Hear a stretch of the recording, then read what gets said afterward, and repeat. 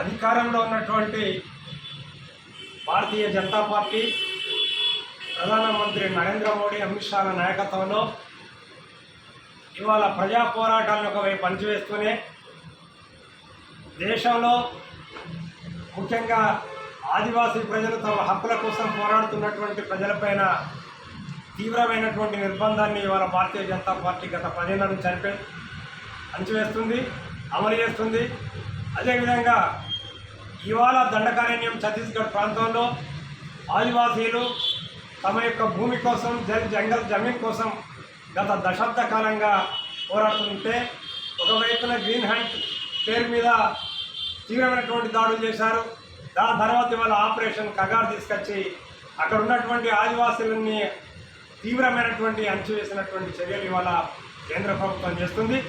జనవరి నుంచి ఇప్పటి వరకు దాదాపు 120 మంది ఆదివాసీ ప్రజల్ని అక్కడ ఉన్నటువంటి మావోయిస్టు పార్టీ కార్యకర్తల్ని చంపివేసినట్టుగా ఇవాళ పౌర హక్కుల సంఘాలు నిజ నిర్ధారణ కమిటీలు చేసి ఇవాళ సమాజానికి అందిస్తున్నటువంటి పరిస్థితిని మనం చూస్తున్నాం.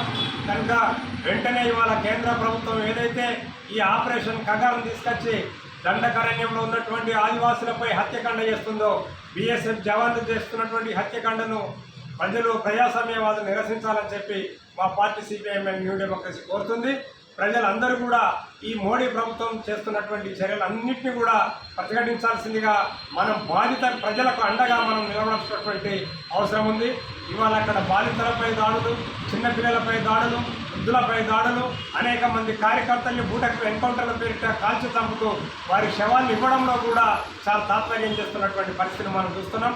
కనుక ఇది రానున్న కాలంలో తీవ్ర రూపం దాల్చి ఇవాళ ప్రజలపై ప్రజా యుద్ధంగా ఇవాళ మోడీ ప్రభుత్వం తీసుకొచ్చేటువంటి ప్రమాదం ఉంది.